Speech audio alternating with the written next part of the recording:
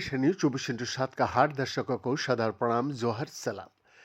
दर्शक, एक प्रमुख कोहोर्ट अध्ययन से पता चलता है कि स्टैटिन थेरेपी टाइप 2 मधुमेह से पीड़ित वयस्कों का मृत्यु दर और गंभीर हृदय संबंधी घटनाओं को कम दरों से जुड़ी है, जिसमें वो लोग भी शामिल है जिनका हृदय रोग का अनुमानित 10 वर्षीय जोखिम कम माना जाता है।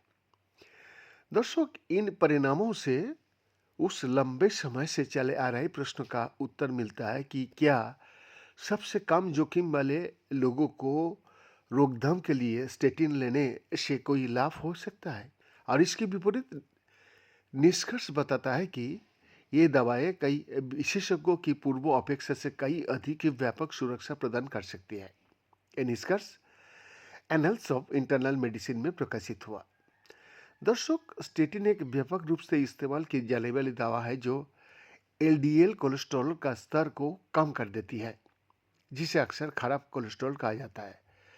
और ये दवाएं लिवर द्वारा कोलेस्ट्रॉल का उत्पादन को कम करके काम करती है, जिससे रक्त वाहिका में वसायुक्त प्लाक का जमाव का जो वातावरण तैयार होता है उसको धीमा किया जा सकता है।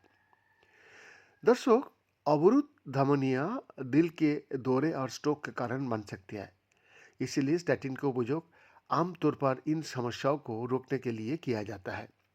ये निवारक दृष्टिकोण विशेष रूप से टाइप 2 मधुमेह वाला लोगों के लिए प्रासंगिक है।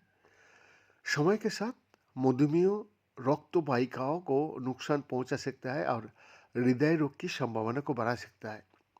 इसीलिए कभी कभी तो स्पष्ट लक्षण दिखाई देने से काफी पहले ही हो जाता है। दर्शक, जब स्टैटिन का उपयोग प्राथमिक रोकथाम के लिए किया जाता है तो इसका मतलब है कि इन्हें किसी व्यक्ति को दिल का दौरा, स्ट्रोक या कोई अन्य बड़ी हृदय संबंधी घटना होने से पहले ही शुरू कर दिया जाता है।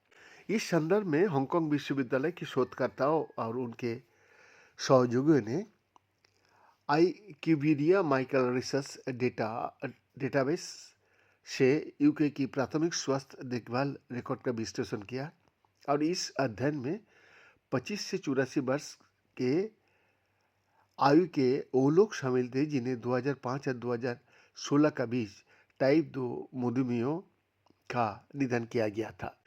टीम ने लक्षित परीक्षण अनुकरण का साथ एक कोहॉर्ट डिजाइन का उपयोग किया, एक ऐसा दृष्टिकोण जिसका उद्देश्य वास्तविक दुनिया का डेटा का उपयोग करके ये अनुकरण करना है कि एक यादृच्छिक परीक्षण कैसा दिखता है।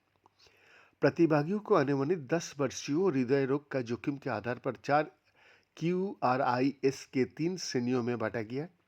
कम 10% यानी 10% से कम, मध्यम 10% से 19% तक, उच्च 20% से 29% और बहुत उच्च 30% परिणामों पर 10 वर्षों तक नजर रखी गई। अनुमानित जोखिम की पूरी श्रेणी में स्टैटिन का सेवन से 10 वर्षों में सभी कारणों से होने वाली मृत्यु दर में कमी और प्रमुख हृदय रोग यानी CVD की घटनाओं में कमी देखी गई। बैंक का एक्सक्लूसिव रिपोर्ट।